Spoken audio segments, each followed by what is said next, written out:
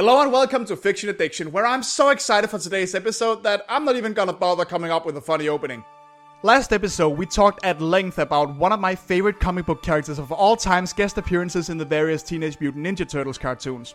That character being Miyamoto Usagi, the rabid ronin protagonist of the long-running Stan Sakai drawn and written comic book Usagi Yojimbo. Now I did that because Usagi is appearing in the currently running Teenage Mutant Ninja Turtles cartoon on Nickelodeon, with the final episode of his arc airing today.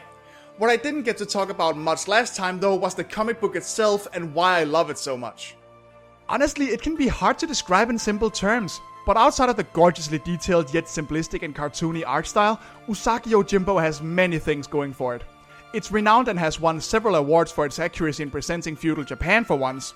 Well, actual monsters, tiny dinosaurs and furries aside of course, and most of all, it's open and free. Thanks to the wandering nature of the main character, Sakai is free to tell any story he wants in this setting at any time, at any length he desires. One issue may see Usagi accidentally steal a horse, the next may see him fighting ghosts, then the next time he just visits a family of seaweed farmers, then the next time he uncovers a conspiracy against the entire shogunate. Anything can happen, any story can be as funny, violent, exciting, sad or scary as it wants at any time, and it's all presented with the same graceful art, the same great approach to often surprising storytelling, and with great respect for its own setting. I've only been reading the comics since about 2014, but I instantly fell in love with Usagi, and now I pretty much own everything that has been released.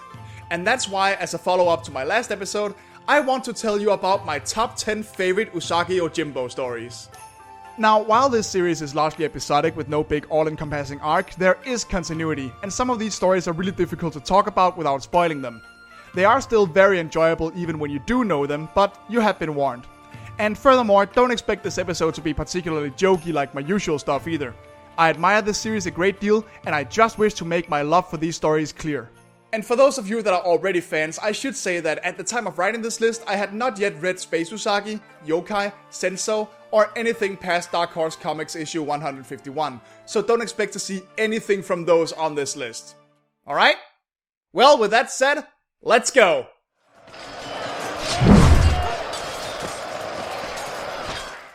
Whenever a franchise manages to go on for a while, it usually builds up a pretty big cast of characters. And when most of those characters are wanderers of one kind or another, a true ensemble story is not just rare, but feels like a really special event when it does happen. Most fans of the comics would point to the later Grasscutter stories, where Usagi tries to keep a sacred sword from being used as a political weapon, as the ultimate ensemble stories of the franchise. And yes, they're great, but I personally prefer the Dragon Bellow Conspiracy. At this point, Usagi had only really been its own ongoing series for a short while after a series of short stories in other magazines. But it drew from all of those shorter stories in order to tell one that is much bigger in scale than anything that had been seen up to that point. Tomoe investigates a rival lord. Usagi attempts to save her from capture. The bounty hunter Gen chases Sato Ino, the blind swords pig, who only wants to live in peace. And the Neko ninja clan leader blames Usagi for the death of his comrades.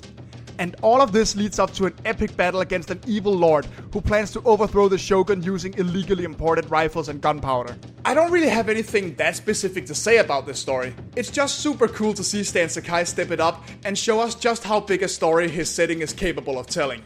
It also helps that outside of one later epilogue story, this was the final outing for Sato Ino, who finally gets his wish and gets to live in peace after being chased for so long. It's one of the few true happy endings for a character in Usagi's world. The Dragon Bellow Conspiracy will always stand as the first, and one of the best, big Usagi stories.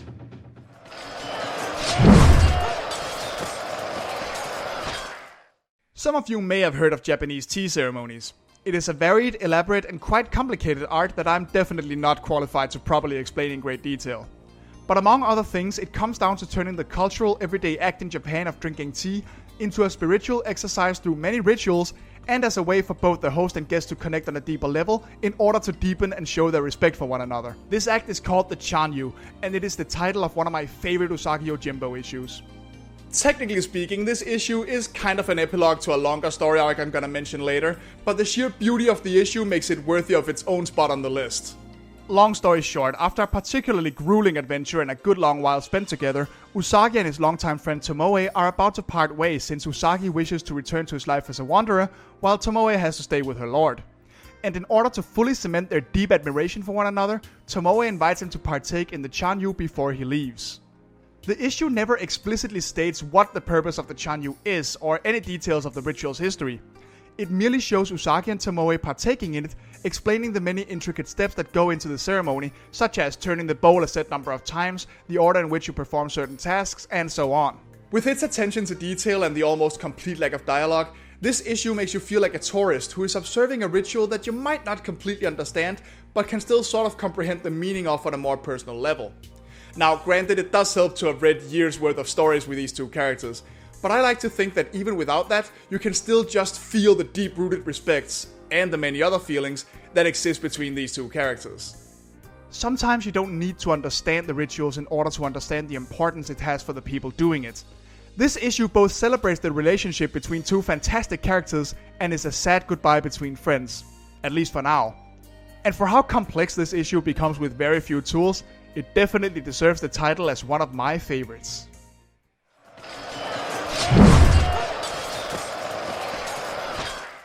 Of Usagi's many companions through the years, the gruff, conniving and money-hungry bounty hunter Genosuke, most often simply called Gen, is one of the oldest. As good of an asset and friend as he can be, Gen is a natural opposite to Usagi. He cares little for codes of honor, worries only about where he will get his next reward, and will gladly swindle even his friends into helping him out or giving up their part of the cut. With the occasional exception where he shows he does have a heart, of course. For a good long while, Gen was just that guy who popped up every now and then to annoy Usagi, usually cheating him out of his money in various amusing ways. It wasn't until the story simply titled Gen that we learned what made him the way he is. Here, Gen and Usagi meet an old woman, Lady Asano, who used to be the wife of an important lord until she fell on hard times due to the betrayal of one of their counselors, and who is now bent on revenge against the traitor to restore her family's honor. Surprisingly, it turns out that Gen's father used to be in their employ and was on a quest to kill the counselor himself. Lady Asano attempts to appeal to Gen's sense of honor and duty to help them finish his father's task, but much to Usagi's anger, he refuses. As it turns out, however, he has his reasons. You see, my father was General Murakami. The famous General Murakami. Hero of 100 battles and the strong right hand of the Asano clan. He was loyal to the Asano family, alright, but he cared nothing for his own family. Gen goes on to tell Usagi about how his father had nothing but his vendetta inside, and how he continuously neglected Gen and his mother and led them into a life of poverty on the road, where his mother had to do certain things to even keep them fed. The gods only know what level she lowered herself to so we could have a few handfuls of barley for our meal. Father never seemed to care, and I never had the courage to ask. As he grew, Gen left his father and took up bounty hunting, swearing off the Bushido code.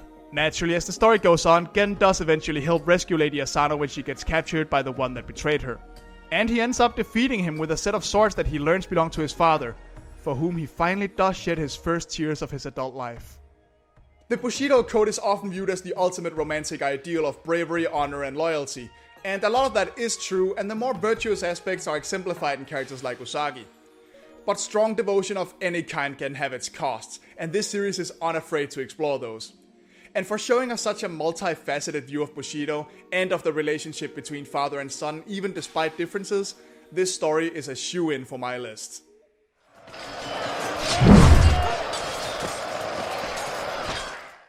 Okay, this one is seriously spoilery, people, so if you're planning to start reading this series from scratch, you better just skip this entry. Don't say I didn't warn you.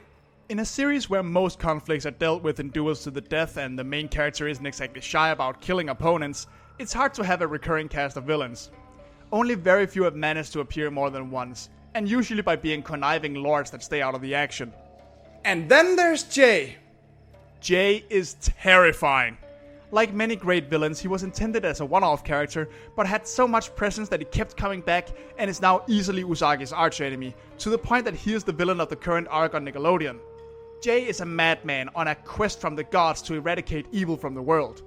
Unfortunately, his view of evil is alien and bizarre, making it seem as if he kills almost at random.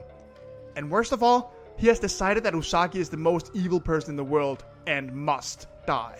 There is a lot to talk about with Jay, like his appearance, his mannerisms, the relationship he has with the little girl that follows him around. The list just goes on. He's appeared many times, and yet many of his motivations are still a mystery. But we did finally get his backstory in Sparrows and its build-up story, The Darkness and the Soul. You see, as we learned in Grasscutter when he was struck by lightning, Jay is actually a body-jumping demon rather than one particular person.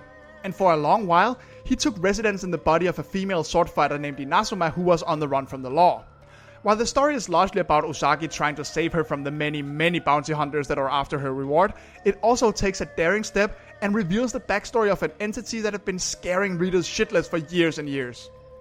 As it turns out, Jay was originally a beloved local head priest who was lured into making a deal with dark gods by a rivaling priest in order to save the life of a child that had fallen under a mysterious fatal illness. His reward was possession, and he ultimately massacred his temple before setting out on his evil-slaying quest. Many people would say that the things we don't understand are usually the scariest, and we don't understand Jay at all. As the Dark Priest puts it, "We are nothing alike. You pray to the dark gods. Buddha is about compassion." Your words hurt me, Jizanobu. You and I, we want to eliminate the evils in this world. But what may be evil to your gods might not be evil to mine. It's a tricky thing to finally reveal the backstory of a character like this after so long, but the beauty of the story is that that's all it does. It tells us what happened, but it doesn't explain his motivations or the true nature of his actions. It gave us the what, but not the how or the why. And with that, Sparrows reaffirms Jay as the terrifying force he is, and still leaves the reader shaking, waiting for his next appearance. It's fantastic.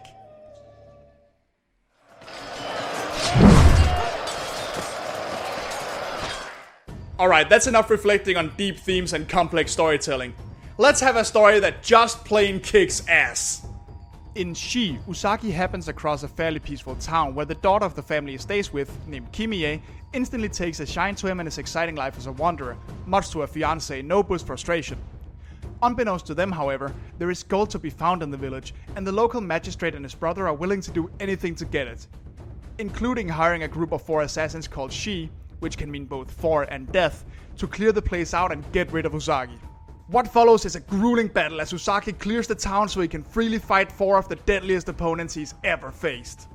Most of the stories I've mentioned so far have had some kind of deeper meaning to them, and while she does have the point of not romanticizing the warrior pilgrimage, it is primarily just a fantastic action story. It's Usagi and a band of deadly enemies duking it out in a desolate village in the rain. And it is awesome! The way I see it, this makes Shi the die-hard of Usagi stories. The second half is practically just page after page of him kicking the crap out of one assassin after another, and it's magnificent. If ever someone doubts if a rabbit can be badass, show them this story. It also leads to one of my favorite scenes in the whole comic, as Usagi finally has enough of both Kimie's insistence that his life is glamorous, and Nobu's jealousy and hatred towards him. So after spending a whole night fighting for his life, only to have Nobu pull a knife on him, he has this to say. "The blood is hot within me from the stench of blood and sweat. Don't mess with me now, boy." It's enough to make Nobu break down crying in fear, and for Kimie to finally reconsider her thoughts on the samurai life. I mean, hell, I've even drawn fan art based on this scene. The whole story is just great and comes highly recommended as one of the prime moments where Usagi kicked as much ass as any turtle ever has.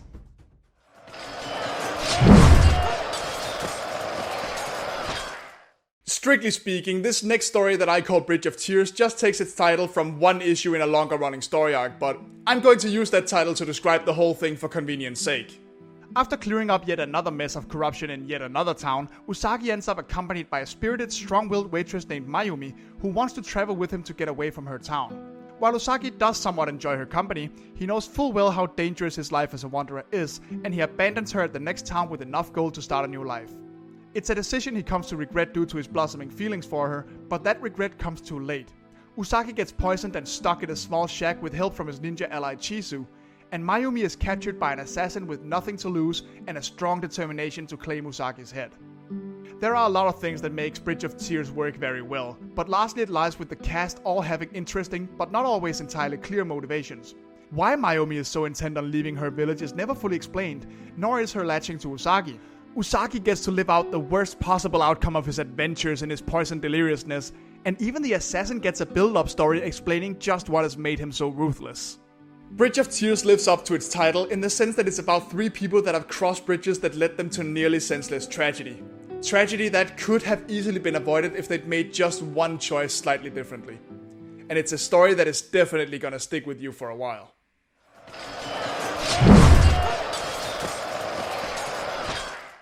I've talked about how the setting of Usagi Yojimbo allows Stan Sakai to tell any kind of story he wants, whether that is a romantic tale, an action story, a comedy, or a horror story. But as much as his art can elicit many emotions in me, I have yet to read one Usagi Yojimbo horror story that genuinely scared me. I have, however, read one issue that I would describe as haunting. And that issue is called Broken Ritual. In this issue, Usagi finds a small village where the villagers hide in their houses at the night of the full moon, hearing a terrible wail outside when they do. As a local bookstore owner informs him, it is the doing of a general who came to their town after the defeat of his lord at the Battle of Adachi Plains. Said lord being Lord Mifune, who Usagi also served. The general Taudaka, who Usagi served under, came to the village and attempted to commit seppuku, ritualistic suicide, to follow his lord in death rather than face the shame of capture. Only for Lord Higeji's foot soldiers to catch him and kill him before he could finish. And now, his screams fill the night of the town every full moon as his ghost attempts to finish the ritual and die an honorable death. So Usagi puts it on himself to act as his second, the one to cut off the head, so he can finally complete the ritual and rest in peace. Seppuku is one of those things that most people in the West have definitely heard about when it comes to samurai, but not a lot of stories really delve into the many meanings it can have, such as protesting orders you don't like, sticking it to the enemy, or making up for a mistake you've made. And while obviously I don't think suicide should be glorified in any way, shape or form, this issue is a great example of the comic doing its best to portray the era and its ideals as accurately as possible. Modern morality be damned. It's not about the suicide itself. It's about the ritual. It's about how deep pride and devotion to a lord goes for a samurai. It's about respect among samurai themselves, finding peace after a lifetime of war, and dying on your own terms rather than bowing to the enemy. It's depicted as being just as gruesome as it really is, and will stick with you forever. And let you know that now, at least one more soldier has found peace.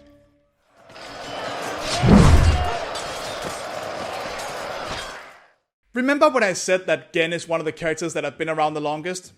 Well, there is one character that has been around even longer than him, and that character is Tomoe Ame. I mentioned Tomoe in the Chanu chapter, but despite having been around pretty much since the beginning of the series, Tomoe has not had that many stories focused on her. She's usually been either accompanying Usagi, or Usagi has helped her in a service to her young lord Noriyuki. But this changed when the treasure of the Mother of Mountains came along. In this story, Tomoe is sent to investigate the rumors of a plague in a small town at the outskirts of Noriyuki's territory. But upon finding the village empty, she discovers that the plague is a ruse, and that all the villagers have been enslaved to dig for gold by none other than her own cousin Noriko, who is known even to her own men as the Blood Princess. And let me tell you, she does not have that nickname for nothing. In a series where the main character regularly faces anything from bandits to corrupt city officials to psychotic murderers to outright literal actual demons, Noriko still manages to be one of the most terrifyingly evil, sadistic and cruel people he has ever encountered.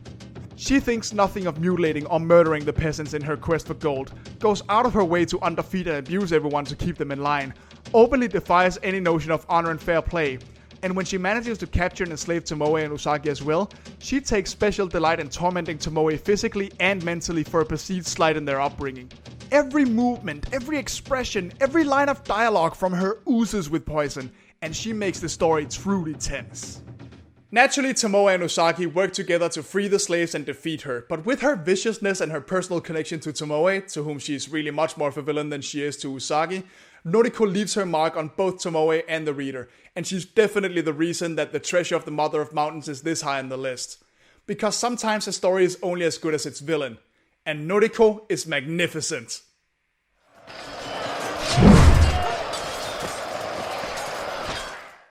Stan Sakai proved from the very first issue that Usagi Yojimbo was not going to be just another light and fluffy funny animal book. And it only took him 7 more issues to deliver what is definitely still one of the biggest tearjerkers of the entire series. In A Mother's Love, Usagi meets a kind old woman and escorts her to a hometown where she offers him her hospitality. As it turns out, however, her son, the local moneylender, is a corrupt and greedy person that not only keeps the town in a stranglehold of debt, but regularly physically and verbally abuses his own mother and wants Usagi out of the town immediately. Despite all of this, she insists that he used to be a sweet child and that greed overtook him after he got his father's position. To say that Usagi is displeased with this man's behavior and his disrespect toward his kind mother is a deep understatement. But even he is shocked when the woman asks a particular favor of him. Kill him, Usagi! I've seen your swordsmanship. You could slay them and save this town. He bribes the officials so the law won't touch him. But if it's money you want... Not surprisingly, Usagi utterly refuses, but a set of strange events and attacks later, he comes to the grisly side of the moneylender dead with his mother cradling him in her arms, begging for Usagi to kill her as well, as she will never be able to live with what she has done, even if it was necessary. I couldn't stand to see my son turn evil. What mother could? I brought the evil into this world. I brought it out. The town will be free again. Let me be free too. I pray the gods will be merciful. And the next page, well, it speaks for itself. I have no comment on some deeper meaning behind this story. It just always struck me how sad it is, and it still stands as some of the finest and most heartbreaking storytelling that Stan Sakai can offer. And we're kind of going to stay in that area with my top pick, but before we do that, let's have a couple of honorable mentions. Because, goddammit, when I was writing this list I had like 40 candidates and there's no way I can stick to just mentioning 10. So here we go! In another study of the dark side of Bushido, Usagi and his son Jotaro meet a destitute samurai and his son in Pride of the Samurai, who'd rather let himself and his son be starving beggars than live comfortably with his daughter and her husband. Not many stories delve into the character of Usagi Sensei, the hermit Satsuichi, but Bells tells us the story of a lost love and betrayal, all in the span of a single bell chime. Much like She, Blood Wings is a fantastic action story, seeing Usagi help a small village against a league of wing-bladed bat ninja. In Vendetta's End, Usagi encounters a young man given legal permission to kill the men who murdered his father. But what happens when he meets one who genuinely regrets his actions? And finally, Sakura introduces the titular lady, a whip-wielding dice handler on a quest for her lost brother as she spends this story freeing a child slave from a gambler. She's amazing and an absolute badass, and I am still waiting for her to return. Alright, I can't hold it off any longer. My favorite story is...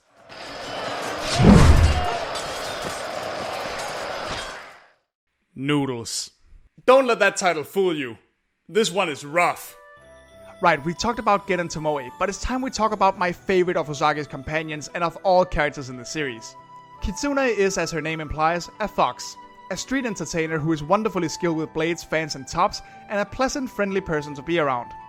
She's also a very resourceful con artist, pickpocket and burglar, and can and will gladly swindle the clothes right off of anyone's back.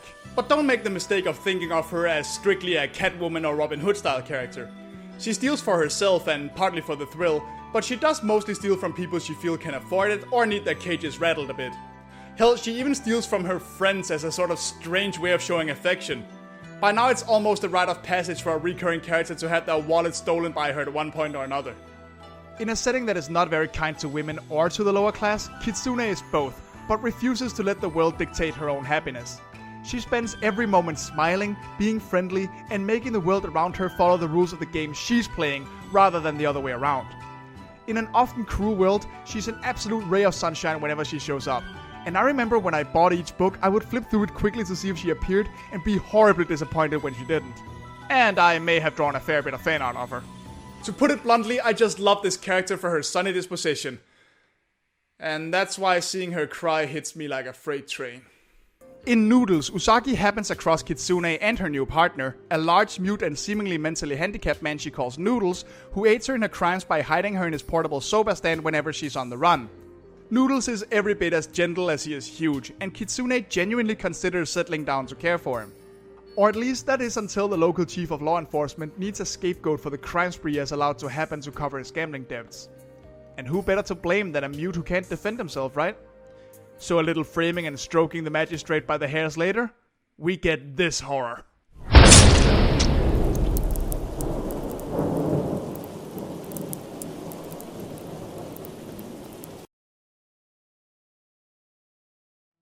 I couldn't believe this when I first read it. It was so vile and so senseless, and so devastating to see Kitsune not just having a moment of cynicism, not just break down and cry, but go on to take a gruesome revenge.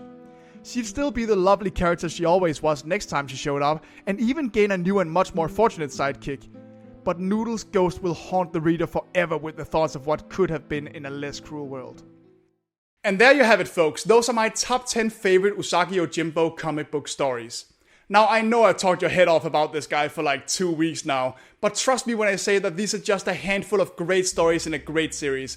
And if I've gotten even one of you to pick up an issue to check it out for yourself, then both of these videos would have been worthwhile.